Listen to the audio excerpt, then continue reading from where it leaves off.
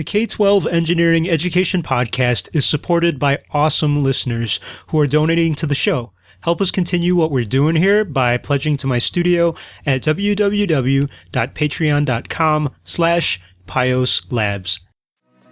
It's April 24th, 2017, and this is the K-12 Engineering Education Podcast. I'm Pius Wong, your host, and this time we've got two special guests, Dr. Beccy Hambright and Richard Burgess. They were former colleagues at Texas Tech University in the Whitaker College of Engineering and were gracious enough to meet me here in Austin for some breakfast and conversation about better engineering education. Yes, I'm Dr. Beccy Hambright, and I'm formerly from Texas Tech. I retired in 2012 as the program director for the Texas Science, Technology, Engineering, and Math Center that was located in the College of Engineering at Texas Tech. And I'm Richard Burgess. I'm an instructor in the Whitaker College of Engineering at Texas Tech, and I work for the Murdo Center for Engineering Professionalism and National Institute for Engineering Ethics. We sat at a booth at Kirby Lane Cafe, an Austin staple that can get busy in the morning, in case you're wondering about the ambiance. I asked Beccy and Richard first how they met. It was a fortuitous meeting. We had occasion to do a lot of STEM and engineering ethics, especially engineering ethics workshops together. But the way that we initially met was, as the program director for the T-STEM Center, we were doing a summer program for the ExxonMobil Bernard Harris Summer Science Camp with 50 students from the Lubbock and South Plains area. And I was trying to pull together STEM associates to come in and provide hands-on, project-based learning-driven workshops for all of these students. They were, at the time, they were 6th, 7th, and 8th graders. So we're talking that kind of an audience for 2 weeks, residential camp. And Rich was kind enough to come in and provide the engineering portion, and that evolved into an engineering ethics relationship that he and I have had now for a long time. Yeah, exactly. 6 or 7 years. Yeah.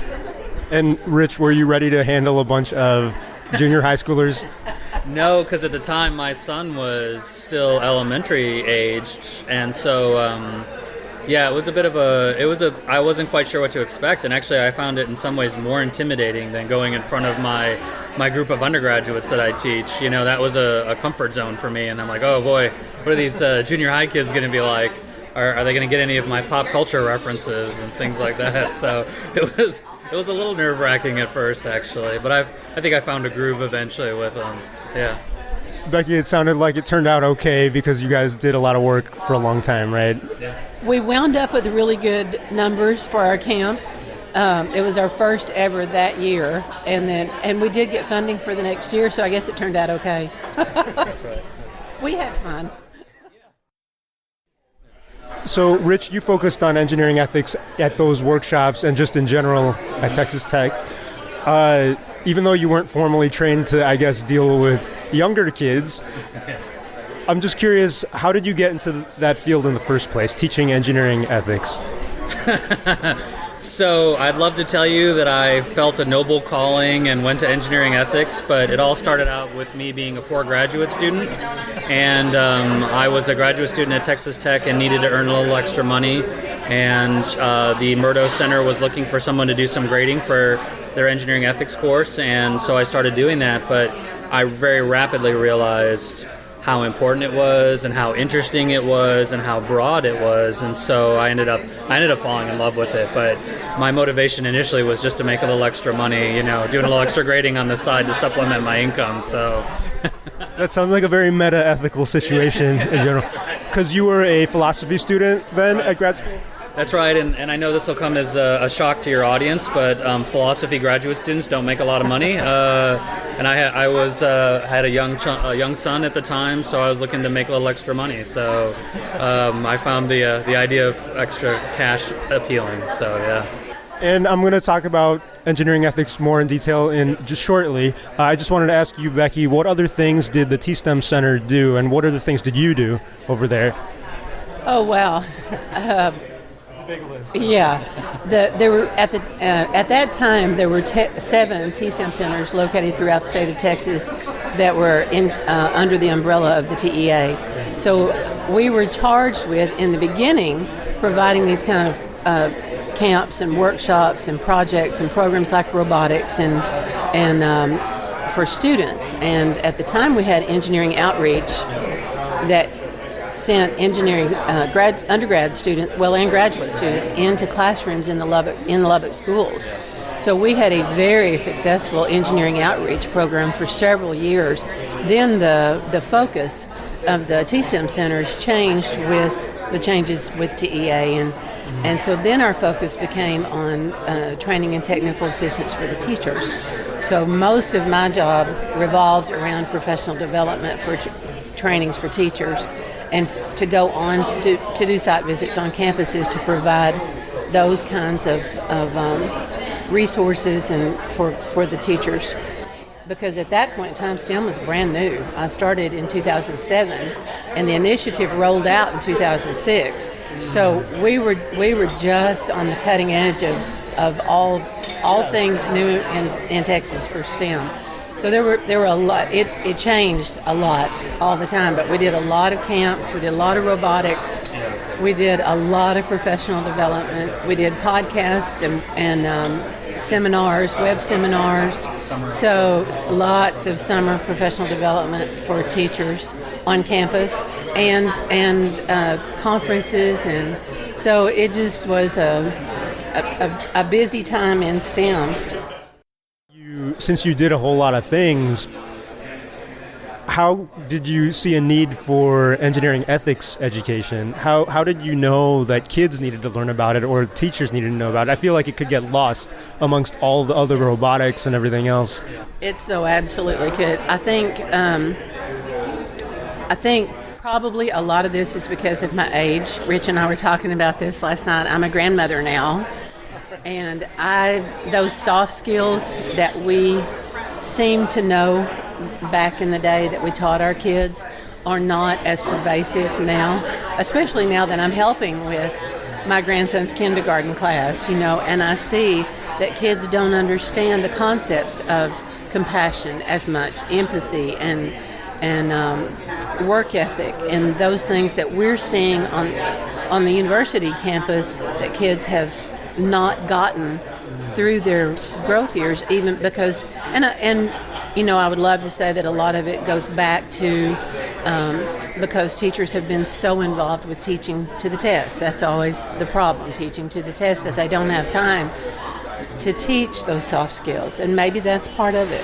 Part of it may be that we have parents, especially in the diverse parents that we're seeing, parents who have to work maybe 2 jobs. And so there's not that time around the dinner table where you can teach kids how to be empathetic. So I see the engineering ethics piece as providing a really strategic focus on what our kids need to learn about what ethics is, not just engineering ethics, but academic ethics, professional ethics, personal ethics, integrity, those skills that can't be texted. That's a good way of putting it. Yeah, Rich, I think that you're the philosophical expert here. Since we're getting on the topic, what is ethics and what is engineering ethics? So there's a lot of ways to define ethics. One of the ones that I like to use for the sake of concision is ethics is the science of morality. And what I like about that definition is a couple of things. First of all, it draws a distinction between ethics and morality, right? So morality is oftentimes the values that we have been raised with, whether through our family or friends or through our communities or religious institutions and so on and so forth. And ethics is about examining that, carefully and critically examining that, and wondering, is this a good value? Is this a correct description of the world around us? Is this how we ought to live? obviously the central question. So then engineering ethics, to my mind, is looking at how those issues come up in the context of engineering and computer science. And so let me be clear, I'm being a little sloppy here. There is certainly a whole separate domain of computer ethics. At Texas Tech, our computer science department is part of the College of Engineering. And so when we teach engineering ethics, we teach to both computer scientists and engineering students. And we're very careful to try to include issues that computer scientists specifically are going to face, so that it's not just a series of case studies on bridges that have fallen down or something like that. We want to try to offer content that everyone can relate to or anticipate that they'll come across at some point. And can you describe how one of your classes looks like? Like, what do your students do in an engineering ethics class? So I'm not a big fan of just getting up and talking the whole time, being the sage on stage. Sometimes you have to lecture a decent amount just to get the material out, but I often try to engage my students with questions. The good old-fashioned Socratic method, right? Why do you believe that? And kind of continuing that back and forth. And I try to get my other students to do the same thing to each other, because that's really how we get to the nub of things, is this dialectic, this back and forth and that critical analysis. So I like to roll out material, some fundamental principles and everything like that, and then we'll move into discussions of those principles. Why is this the correct view, or why isn't it the correct view, and kind of go from there. Yeah. It sounds like you're trying to incorporate a little bit of project-based learning, something a little bit more active learning, I guess. Is that the term? Yeah. I think in engineering ethics, what constitutes a project is a little bit different, right? We don't have a tangible project we can work on because the nature of our subject is a little more abstract in some ways. But yeah, absolutely. I think an active, participatory kind of learning model is what I want to see. That's where students are going to get the best practice. And make no mistake about it, I have grown as a function of my interaction with my students. So this is not a one-way interaction. My students get me to see the world differently, and I encourage them to challenge my views as well. So I've definitely benefited from those interactions as well. How long again have you been teaching this subject then? I've been teaching engineering ethics now for...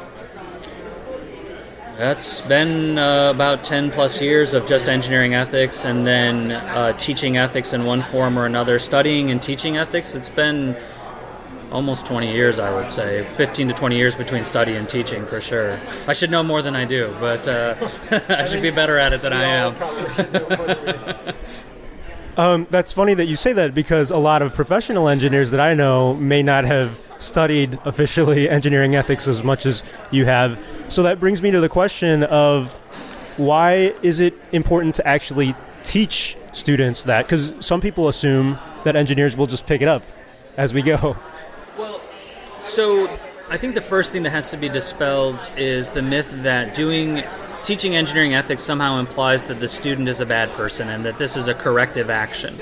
Engineering ethics applies even if you're a totally great person, because most of the problems, most of the ethical issues that come up in engineering are not good versus evil, in my view. It's mostly about competing goods.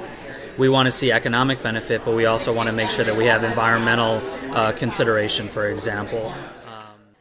As far as the importance, I think there's a couple ways to answer that. One way is, this is what the profession expects of you, right? There's professional code of ethics. If you're a licensed professional engineer, then the state licensing boards have legally binding ethical expectations. But I think more important than any of that is just to recognize that probably more than any other profession, engineers have the most impact on modern day living. Right? If you live in even a semi-developed situation, the roads you use, the cars you use, the machines that you interact with, the electronic devices you have, the hospital equipment you're exposed to, all of this has had an engineer's hand in it. And so that disproportionate ability to impact people is exactly why we need to be mindful of our ethical obligations, right? Because we can have this outsized impact on the world around us, and so we need to be mindful and careful about that. From a STEM perspective, it's a little bit different. There's a little bit different distinction, especially in STEM, because we do use project-based learning so much with hands-on. One of the key aspects of that is the engineering design process, in so much that we're all engineers, no matter what you do. And when STEM first rolled out, when we were talking about this engineering design process, engineers were people that drove trains, and that was it. That was the mindset. So now with the engineering design process, there are these steps there's a whole process on how to design, to use engineering design, and how that needs to look, and why you need to pay attention. One of the things that I have found very important in using that engineering design process and the whole aspect of ethics in that is that kids now don't want to make any mistakes, and if they think they're going to make a mistake, they're not going to try. So they just shut down, which is not what engineers can do. I mean, you fail and you go back and redesign. That's a huge piece in the engineering design process. So you're expected to fail. I mean, we want you to fail in the sense that you need to go back and redesign this and make it look better. And I know you want to say something on that. No, I want to add to that. I'm really glad you bring up the engineering design process, because I think the ideal scenario in terms of how we're teaching engineering ethics involves incorporating ethical questions in the design steps themselves, embedding it in the process, as opposed to treating it as a kind of beta stage, penultimate kind of consideration, right? What I want to see is using that design process, and at every step we have sort of concurrent ethical questions or considerations. So I'm really glad you bring that up. So when these kids are getting this at an early age, for what we've done in K-12, we know when we start STEM, and you start this when they're little, when they're in elementary, by the time they get to Rich, they know what we're talking about, that yes, we want you to redesign this, because the more times you redesign, the better this is going to be, and here's the reason why, and the impact that's going to have, not only on them professionally, but academically and personally, and so to me, that's one of the really impactful reasons that we need to concentrate on ethics in the process, beginning at such an early age, which is why K-12 working with students was always such a passion for me. Yeah, and our great hope, I think, and there's some reason to believe that it's got some legs on it, is ethics can open engineering up to people that might not have thought about engineering before. So I think there's very much this mentality that engineering is just about applied mathematics and physics. And that's certainly, part of the equation, right? But engineering is also this opportunity to help people. It's also this opportunity to improve the circumstances around us, or to lessen our impact on the environment. And so that appeals to a whole group of people, I think, that otherwise might have written engineering off. And I'm actually one of those people. So, I have 2 degrees in philosophy, and after a couple years of working in the College of Engineering, I decided I wanted to pursue a PhD in engineering, because I saw this great power and promise in engineering, and I wanted to be part of that dialogue in a very direct sort of way. And so I started slowly working on a PhD in systems and engineering management. But I'm no math genius, right? I just had to kind of get in and work hard at it. But what motivates me is this ability to improve the circumstances of the people around me, or the environment around me.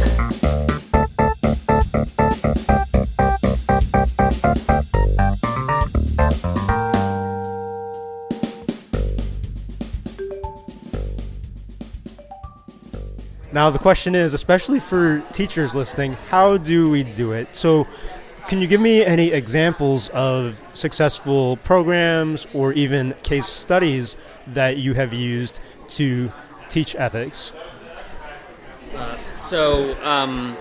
One thing, in engineering ethics, there's a lot of historic cases that are very popular to talk about. It's part of what grew engineering ethics and made it a cogent discipline. So very popular case studies include the Space Shuttle Challenger disaster and the Columbia disaster. Pinto situation, the Hyatt Regency collapse. More recently, of course, we've got VW, we've got the Gulf oil spill, and all kinds of interesting things to talk about. But to me, there's a caution that needs to go with using case studies. So when we look at case studies where we have the benefit of hindsight and we have the privilege of consequences, it's very easy to armchair quarterback what should have been done. And when we're removed from the situation, it's also very easy to again sort of to prescribe what should happen. And those disasters are important teachable moments, but we don't want our engineers to wait until there's a disaster and go, my bad, what can we learn from that, right? We want them to anticipate and head problems off at the pass. And so just looking at case studies where we have the full knowledge, the hindsight, that's not very helpful necessarily. So what I've done in the classes I teach at the undergraduate level, and what I've tried to do with K through 12 kids, is to pick more open-ended cases or to choose a problem versus a discrete case. And so one of the ones that I really like using is looking at electronic waste. So we have a growing level of electronic waste in the world, and in this country we have people that are getting rid of phones every year because they're just sick of it or whatever, or we've all had the old CRT monitor that we laugh at now that we're like, wow, those things were ginormous, and all that stuff has to go somewhere. And if it doesn't, say, go into a landfill, then it's being piled up at somewhere. And a lot of times what we're doing in, say, the U.S. is shipping this off to some other country, and it's sort of out of sight, out of mind for us. But there's real serious environmental problems associated with this. There's justice issues associated with this because, let's say, if there are kids that are breaking down the computers to get valuable components and materials, they're getting exposed to lead and mercury, and there's all kinds of health issues. So I like using a problem like that because it doesn't have a neat solution. The boundaries between what an engineer's responsibility, what a computer scientist's responsibility, and what a consumer's responsibility are not neat and tidy. But those are exactly the kinds of problems that we need our computer scientists and engineers engaging and thinking about. Ethics should ultimately, especially engineering ethics, should ultimately be proactive, not reactive. And how do you have your students display their knowledge of that? How do you assess them? Do they write papers? Do they have discussions? And then how should K-12 students present their knowledge? So in the undergraduate class that I teach, we do that in a couple different ways. So we have the classroom discussions that I hinted at earlier. My students do write, probably more than they care to do. But in ethics, when we're evaluating educational outcomes in ethics, we're not necessarily looking at the particulars of their position. We're not judging the position and saying, oh, I agree with this or I don't agree with this. What we're primarily interested in is the reasoning process that got them there.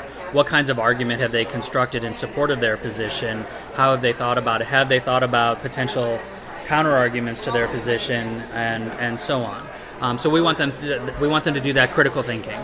And so the way to encourage that is to get people to build an argument and build one that can stand up to scrutiny and careful examination. So yes, they do writing, they do classroom discussions, that kind of a thing. What we've done in the K through 12 domain is we've encouraged the kids. We've had some success with giving them a open-ended problem to solve and having discussion, and then the kids have to present their results. Or one of the things we did in the context of Bernard Harris, the Bernard Harris Summer Science Camp, was that they had to make the case for space exploration. And so they put together a PowerPoint slide, but what they had to do is say, yes, this is going to be costly from an economic perspective, but here are the benefits of doing so. And they had to address in that same presentation the social and ethical issues that come up with space exploration. And it was, I can't stress this enough, it was all integrated together, right? It was embedded in that alongside of the technical questions. I think if just treating ethics as this discrete afterthought is problematic. Whereas if you weave it together, what you're teaching students is that ethics is just as important to engineering as is math and science and all the other disciplines. From the classroom perspective on all this, the teachers are charged with teaching to standards. We know that the T-test now is the thing that I mentioned earlier, and they're all familiar with that. but we know that they have to teach to college and career readiness standards, and they have to teach to the 21st century learning and habits of the mind and all these things that are a part of, in addition to their content standards. So they have all of these standards that they are required to adhere to in order to get this, and that's a lot. That's a lot to think about. But like Rich said, that can be, and that's why project-based learning has been successful, I think, because it does incorporate all that. It's a conglomerate of all of those things together. But not everybody has, not all teachers have the resources available to them, especially where we're from in small rural schools. It's really difficult to be able to have somebody to come out and do professional development. So, what I was wondering. yeah, it's unless you're a part of the STEM network, or you have a Texas Tech University or a UT or a UTD or one of those that's nearby, so that the teachers have that.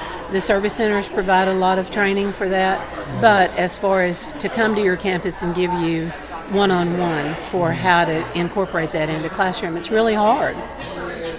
So there have been, it's so nice now that teachers can actually do podcasts, and there's so much available to them for, let's say, the 21st century learning skills. And so those types of things teach kids communication skills that teach the teachers too, but then they can use what they learn in the 21st century learning skills for problem solving and research and rigor and relevance and all those things that are so important to be able to incorporate all of this into their classroom strategies. And the 21st century learning skills, and especially the college and career readiness, now that includes life readiness. So I have seen especially the last couple of years, that instead of the catchphrase for the college and career learning that leads kids onto campuses, there are a lot of students that either can't afford or don't want to spend that much time on college. Right. They have a propensity for career. But more than that, what we see that's where the ethics portion comes in, is life readiness, those life readiness skills. And that's just a panorama of things that can be taught through teamwork. Especially in engineering, a lot of kids don't like to do the team projects at school. We know that because there's always one that doesn't want to have to work and one that wants to do too much. So those kinds of classroom strategies that teachers can use, and again, project-based learning just helps guide the narrative for that, but teaches those kinds of skills, because we know that once you get into the real world, you're going to have to be a team player, and you're going to have to take instruction, and you're going to have to show up for work on time, and you can't ask for a raise within the first 6 months. We talked about that last night when we were talking about these questions. The mindset has got to be, you have to have honesty, integrity, ethics, and the kids can learn that through these programs and projects. Robotics is a really great way to learn some of those skills, those life skills, because it has to be a team sport. It's got to be team. Rocketry was one that was very successful on the Tech campus, that we had a rocketry program, and you can't do that by yourself. Right. So those are all ways that teachers can incorporate these ideas, not only into classroom instruction, but it also addresses the assessment piece that they have to have toward to meet the standards that they have to teach to. Yeah, and I would add to that. So it's all well and good, I think, to recognize that this is important to incorporate into the classroom. I think, to your earlier point, few people would disagree with that. I know Becky and I both have a deep and abiding respect for K through 12 teachers and the challenges that they're up against. And here we are saying, yeah, we know you already have too much to do. Here's one more thing you don't have time to do. Right. So I'm very sympathetic to that, and I think one of the ways to overcome that is to basically again, sort of sneak the ethics content in there. Even just asking a question like, okay, how's this going to affect other people? It doesn't have to be, in other words, this really long, drawn-out additional module or content of information. I think even just asking a couple really well-formulated questions along the way can really start to get to some of those outcomes that we're talking about. And one of the things that we learned in some of the work that we did together is sometimes it's better to talk about ethics without using the word ethics, because when you say ethics to people, either with this audience, they don't necessarily know what you mean by ethics, or it's very loaded and different people have different understandings. And so sometimes, like I've developed 5 questions in the context of the robotics work that we did, just to get people thinking and talking about ethics, and the word ethics doesn't show up in any of the 5 questions. It's so I'll try to paraphrase them. And I'll make material available if it's helpful to the audience. But basically, it's what kinds of materials are needed to create this technology. What do we need to maintain it? What kinds of energy and material inputs do we need to maintain the technology?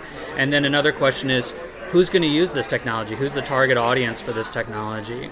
And then a third question would be, who else is affected by this technology? Maybe besides the intended user, if someone lives next to your audience can't tell this, but I'm bald. So if I live next to a factory that makes, that's right, yeah, it doesn't come through. But if I live next to a factory that makes hairbrushes, right, I'm not really going to benefit from that, but I might still be affected by that factory. And then I like people the fourth question would be, what else is affected? And so this is to get to environmental impacts, and how does this affect animals? How does this affect the inanimate environment? And then finally, the fifth question is, what do we do with this technology or this new thing that we've created once it's obsolete or once we're done with it? And so we try to get to, in other words, a kind of life cycle span of all of this. But again, in all of this, the word ethics doesn't come up. And so these are just questions that can be woven into the project to start getting at ethics without hopefully making the teachers feel like they're already feeling many times, I'm sure, overloaded. And I don't want to add to that, So that's one way to, I think, do that. Those are some great examples because for me, not even being a teacher, it sounds very much like design process questions that you would start asking from the start. It is. It definitely is. One of the other things that I have found very interesting as far as the diversity of what you're talking about, people come at these projects and at this understanding and from so many different points of view. And a lot of it depends on race or gender or age or your academic background or, there's all kinds of cultural aspects that you come at these questions with. And if you've not had an open mindset and we talked about that last night, if for some reason you've had a bad experience in some cultural aspect of, and you feel like you've been put on the spot,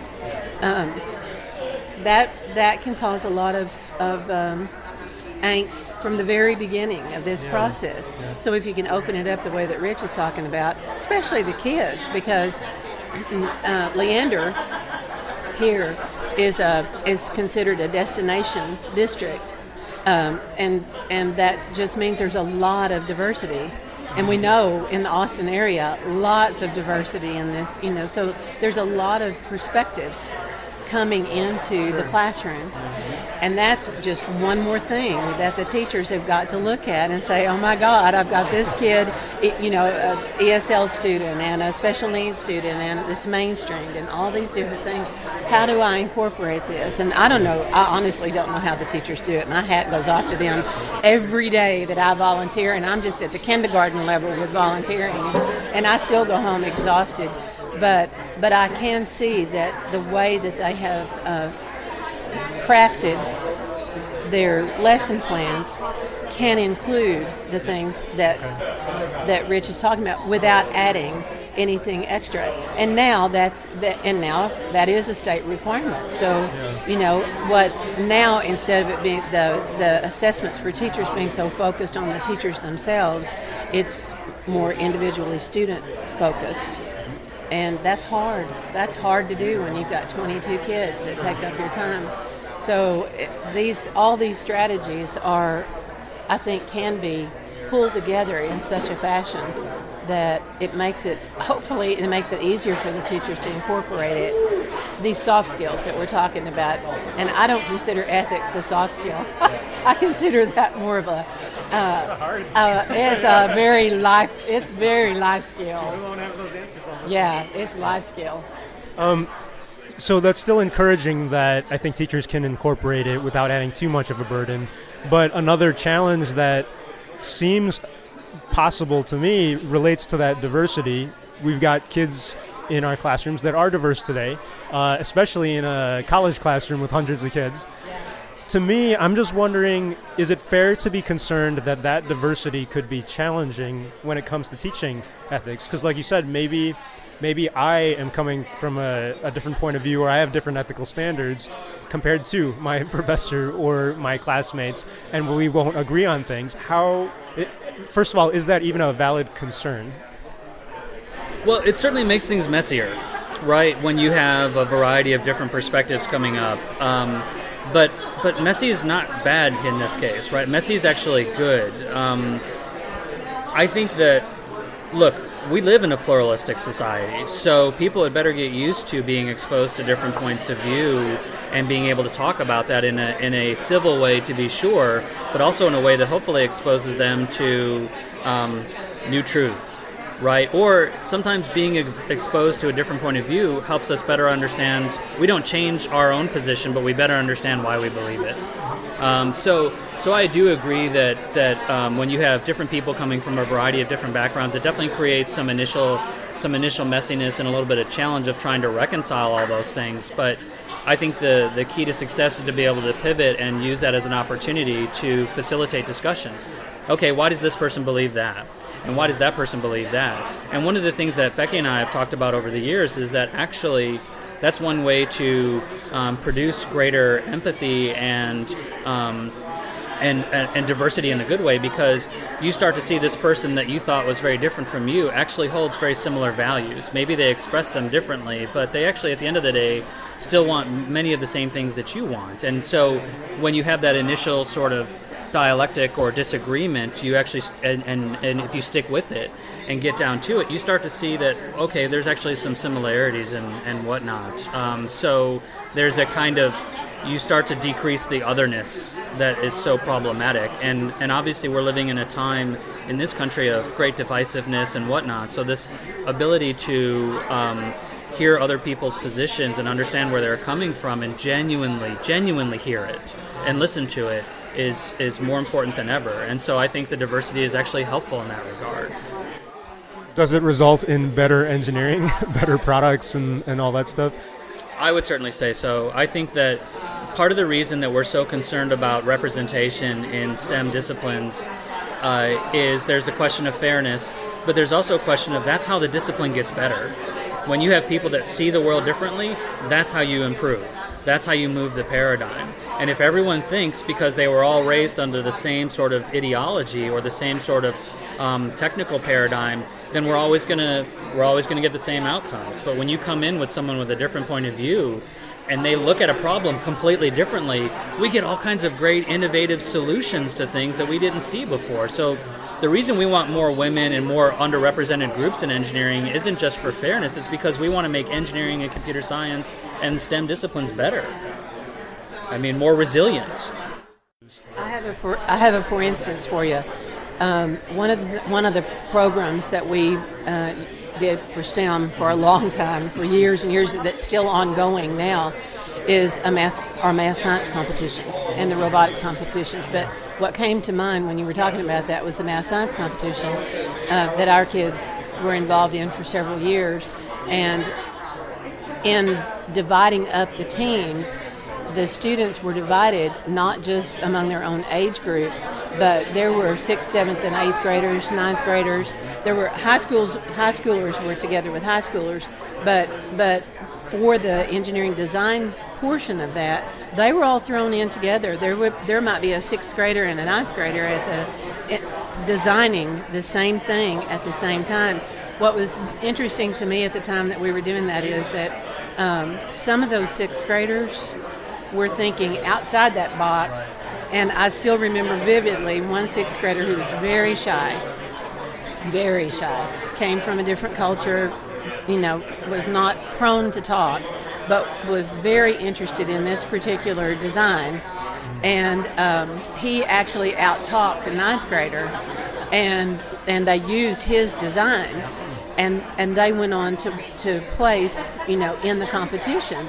And I still remember talking to that sixth grader, and he was just amazed that they used his design over a ninth grader.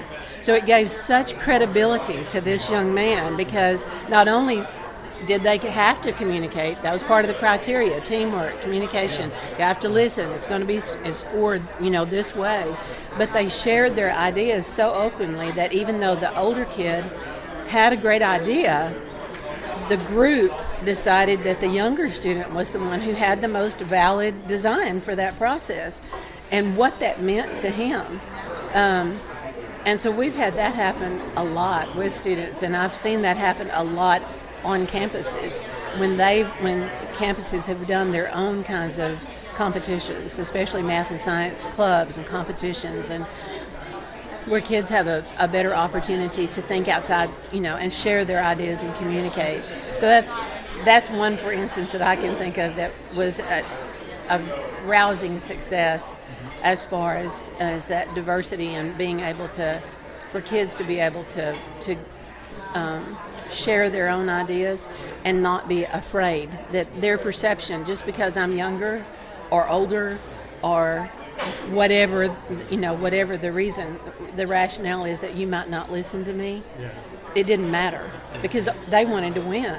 So that was the whole point at that point in time. They wanted the trophy. So and that's, you can leverage that in the classroom. So we're talking about diversity in engineering. We're talking about teaching ethics in engineering. Are there any resources that you know of that teachers, especially K-12 teachers, can look to learn more about it? Yeah. Well, there are still 6 T-STEM centers available throughout the state, and that's all online. So, those T-STEM centers, all of the service centers throughout the state have got some excellent programs. The universities all have, almost every university that I know of has great K-12 professional development programs for teachers, but also opportunities for the kids. I know in the Austin area, there's the Texas Alliance for Minorities in Engineering is here on the UT campus. Pickle Research Center has a lot here in this area. Texas Tech has a lot. South Plains College, Western State, and Snyder even. And those small community colleges have so much available to the teachers. And if they just reach out to whoever is the closest to them, there's a lot available. And then a lot online too. And call Rich. Yeah, that's right. Yeah, that's right.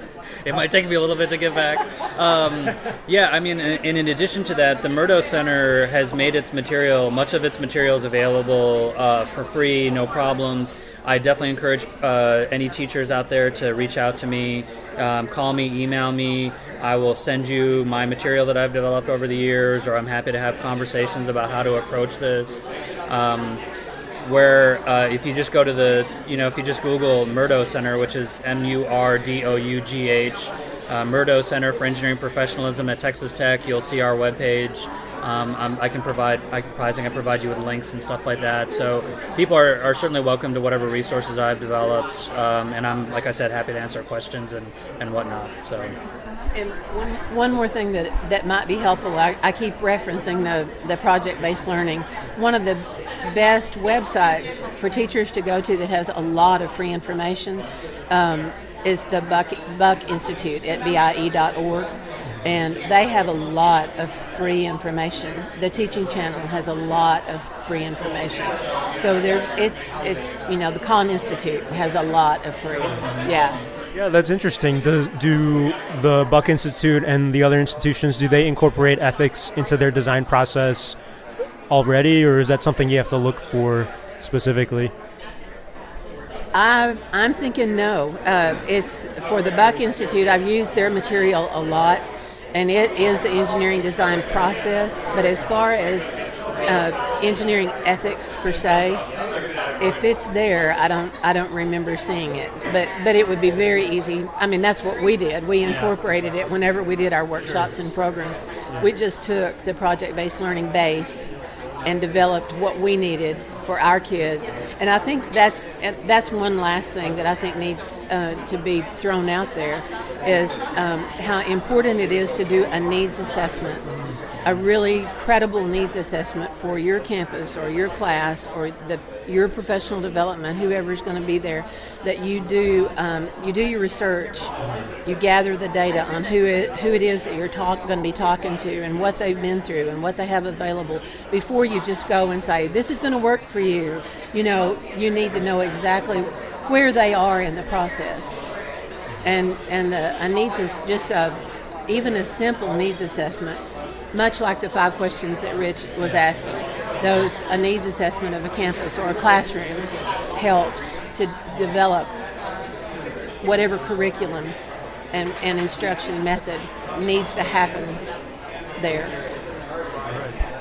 Are there any other things you'd like to plug or any news from the Murdo Center, for example?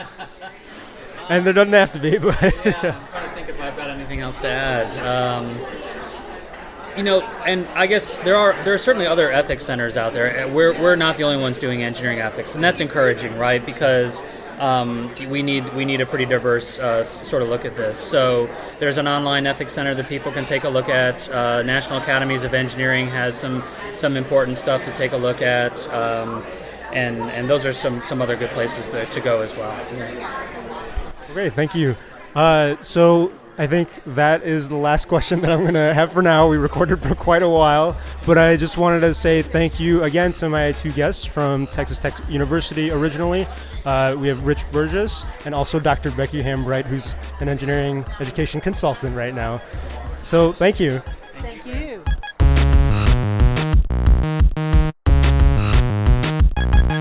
What are your thoughts on how to teach engineering ethics? Let me know on the show's Twitter at K12 Engineering or at my Twitter handle at Pius Wong. Subscribe to and share the show on all the podcast players because it is everywhere. And help me out by writing a review if you can. That'll help others find the show. All the details are at www.k12engineering.net.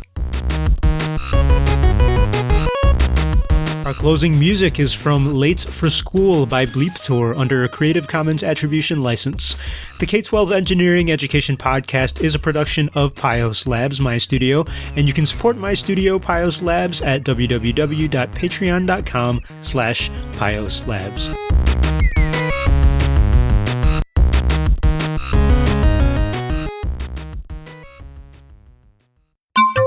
Hey, just want to say thank you to the many people who've already bought my book, Engineer's Guide to Improv and Art Games. That's pretty awesome. And I did that as a little experiment, and turns out some people are interested. So that is pretty cool. And if you're interested in an in-person training of those types of concepts and you're around Austin or in Texas, send me a message, and that'll help me do my customer needs analysis. But that's all. Thanks for your support. Later.